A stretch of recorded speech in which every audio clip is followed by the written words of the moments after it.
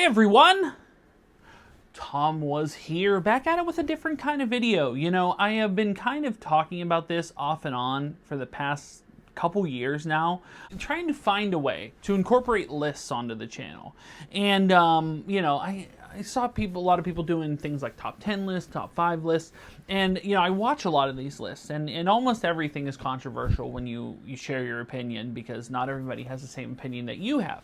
But I thought of a way. I was like, well, top 10's a little long, and top 5 is, you know, top 5's okay. I said, what if you went really cutthroat, and you made it top 4? Meaning the Mount Rushmore of a certain topic. And so that we're introducing a new type of video on the channel called Monumental Lists. This will be a Mount Rushmore of various different categories. And I could think of no better way to start out this list, or start out this series of videos, because it's SNL 50 weekend, that to show my Mount Rushmore, my list of SNL cast. The idea is simple. The United States government, they have come to me. They have said, Tom, we are making a Mount Rushmore of the top 4 people to represent the history of Saturday Night Live. The top 4 best performers, in your opinion, that we are going to chisel into the side of a mountain. Who would they be? And I thought long and hard about this list, and there were various people that are left off. In fact, I'm almost certain you will not agree. And feel free, if you don't agree, to share your Mount Rushmore in the comments down below of who you feel I left off. So without further ado, we are going to get into the Mount Rushmore of Saturday Night Live in honor of their 50th anniversary on Tom Was Here. Hey, I'm Giancarlo Esposito. I'm watching Tom Was Here.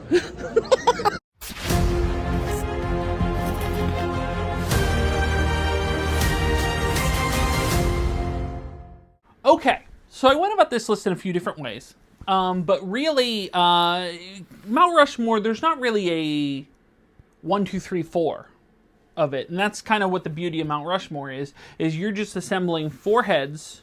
Those 4 heads you feel represent, you know, various forms and fashions of what you feel make up SNL. And the way I went about it was, what if you could only make an SNL show using these 4 performers? Could you do it?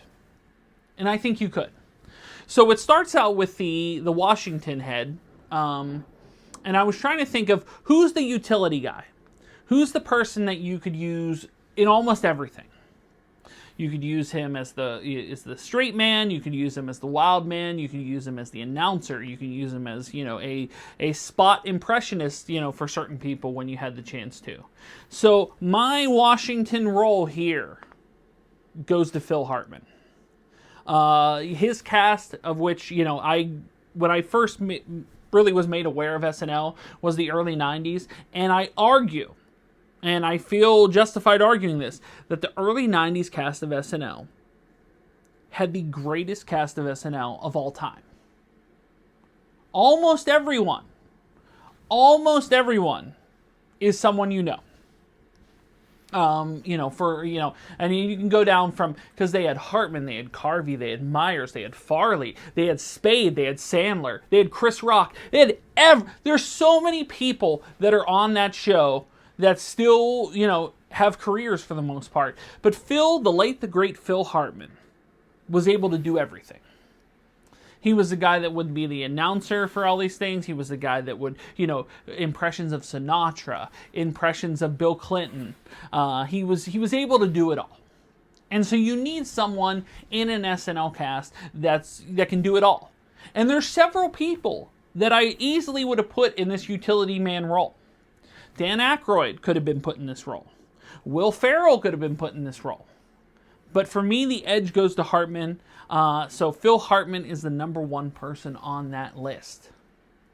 Now, the second category I leave to impressionists. And that's your Thomas Jefferson. Someone that was able to do just about everybody. Plus also have their own original characters. Plus also be the straight man when it called for it. Plus also be the wacky person when it called for it. So the second person on that list, because you have Utility Man and Hartman, the second person on that list as an impressionist is Dana Carvey. Dana Carvey, because Dana Carvey could do just about anybody. Even just as recently as this election cycle where he did Joe Biden, you bring in people that, they couldn't find anybody on the cast that could do a Joe Biden. They bring in Carvey. You bring in Carvey to do the president. You bring in Carvey to do all types of different people. You bring in Carvey to do everybody. Plus, Carvey has Garth. He has Church Lady. He has all these different type of characters that you can put in there. So Dana Carvey is the guy that you bring in that can fill just about every role. Has a similar utility build that Hartman has, where he could do a variety of different characters. But and arguably, I feel like you could do a whole SNL show with just Carvey and Hartman if you really wanted to. And I feel they could do it'd be one of the better SNL shows you can find. So Dana Carvey, Phil Hartman, and my early 90s bias is showing, because Phil Hartman and Dana Carvey were both in the early 90s cast. I didn't want to boil this down and make this an all 90s cast. Unfortunately, 3 of the 4 are. I didn't want it this way, but it's the way I broke it down the list. So the third person on the list, your Teddy Roosevelt, if you will, I wanted a wild man. An absolutely crazy person. A person that could do just about everything, but in the person that would take it that extra mile. And there's where I choose Chris Farley. Chris Farley was able to do, considering his size, that somebody was able to do cartwheels and backflips and fly through tables, and they, at one point they put him up on a rig and he flew over the crowd. Farley was willing to do just about everything. And he's one of those ones that is, he could play it, over the top like Matt Foley, but he could also play it very underhanded like the Chris Farley show when he was interviewing celebrities very awkwardly.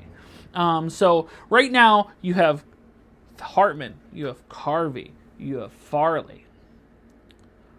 They're all in the early 90s cast. I didn't want it this way. But this is how it worked out. So then I went, okay, for the Abe Lincoln role, if you're putting together a cast using just these 4 people, then you have to have a woman. Now, some would say that you could do an SNL list, Mount Rushmore list of just all men and all women. And I almost thought about doing that, to be honest with you. I thought about doing an SNL all women's cast, all women's one, but I was like, you know what? Let's just do a definitive list. This is my top 4. So the Abraham Lincoln women's role of someone that I feel can play anything women's wise, anything. And this arguably, in my opinion, is the greatest woman to ever appear on SNL, which is a bold statement, because if I'm putting them on the Mount Rushmore, then they're the greatest woman performer to ever appear on SNL. And my performer on this is Kristen Wiig. Kristen Wiig... my son's sitting here. My son wanted to do this list, but he was going about it all the wrong way. I am using this list as just the people, not including their post-SNL success. Just what they did on the show. Kristen Wiig is probably the greatest women's performer of all time, because she could do just about anything. And there was a period of time where she was the best person on a cast that was deep. No Belushi. Hold on a cat. I know he's already ringing out the comment section. Yeah, he's already ringing out the comment section. And all right. So Kristen Wiig. Let me get through my Kristen Wiig reasoning. Okay, this was a knife fight between Kristen Wiig and Kate McKinnon. To be honest with you, this could have went either way. The reason why I chose Kristen Wiig is when Kristen Wiig left the show, Lorne Michaels came out from behind the camera and literally danced her off the show.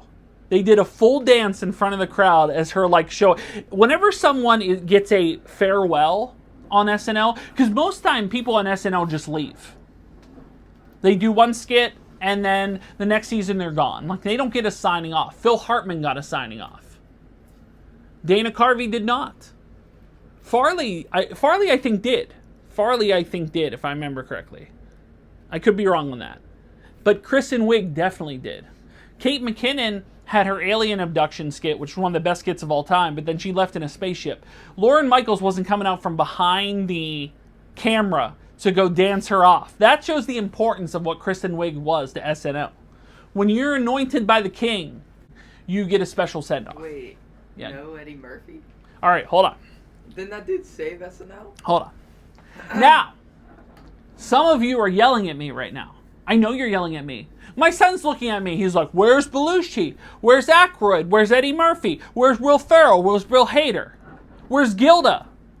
Where are these people? Where are these titans of SNL? Where are these... Huh? Who's Gilda? Gilda Radner?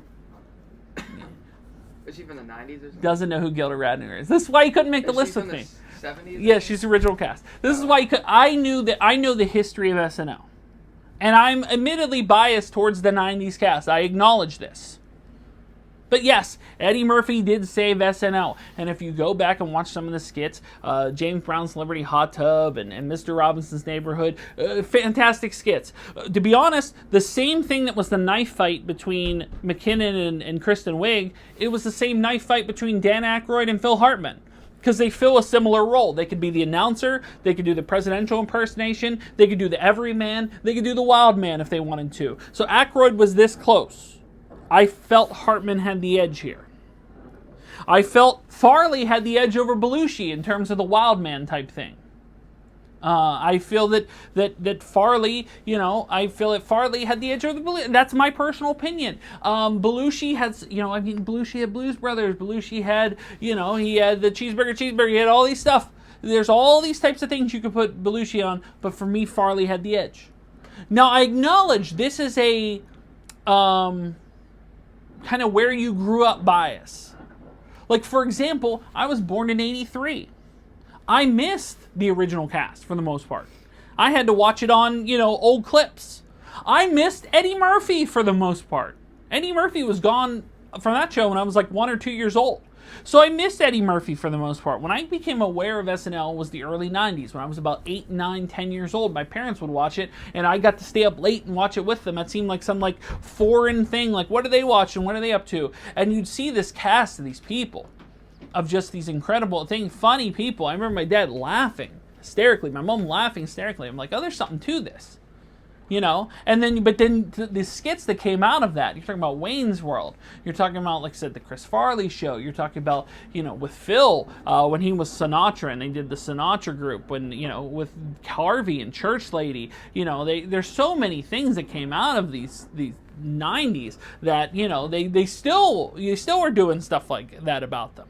But there are people that since then could easily have made on this list.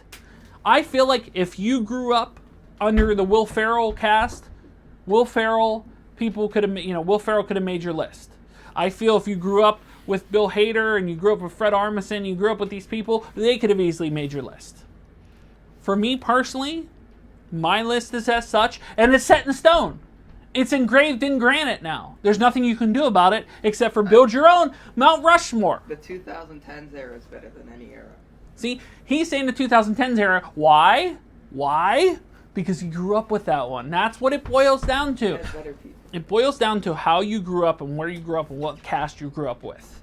So for me, I have an early 90s bias. Shockingly, 3 out of the 4 people are from the early 90s cast. It wasn't intended that way. I thought about doing maybe one of every kind of decade, where it was like a 70s, 80s, 90s, 2000s type thing, and then you realize you're leaving certain people off. You're not going to get, I could have put Aykroyd, and then I could have put Carvey for the 80s, and then I could have put Farley for the 90s, then I could have put Kristen Wiig for the 2000s, but you're leaving out Phil Hartman. And he's shaking his head like, oh, Jingle all the way. He's like, Phil Hartman, whatever. He don't know. If you grew up in the 90s, Phil. If you grew up with those casts and you watch those episodes, you know why Phil Hartman has to be on that list, personally.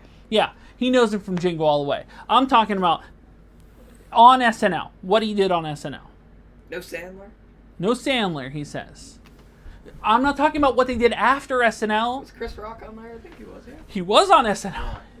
Some people became megastars after SNL. Megastars. I'm not talking about them. I'm talking about what you did on SNL from a purely SNL perspective. Sandler. And Sandler was great. That's what I heard. And Bill Hader was great. And Eddie Murphy was great. And Bill Murray was great. Bill Murray's not on my list. Bill Murray's great. And Dan Aykroyd is great. And Belushi's great. I'm surprised you didn't believe. That's your guy. It became down to Wildman. Wildman category, does Farley edge Belushi? That's the question you have to ask yourself when you're building Mount Rushmore. For me, it does. You, it may not. So what I'd like to see, if you were still with me here, because we went on a little rant, a little tangent for a while there, is who's on your list? Who is on your Mount Rushmore of SNL? Do you agree with do you disagree or agree with everybody that's on my list? Let me know in the comments down below. I'd love to hear your opinion. And we're going to be doing more of these, and I expect more of your heated responses towards me. Because we're not going to agree on everything. We might disagree on most things.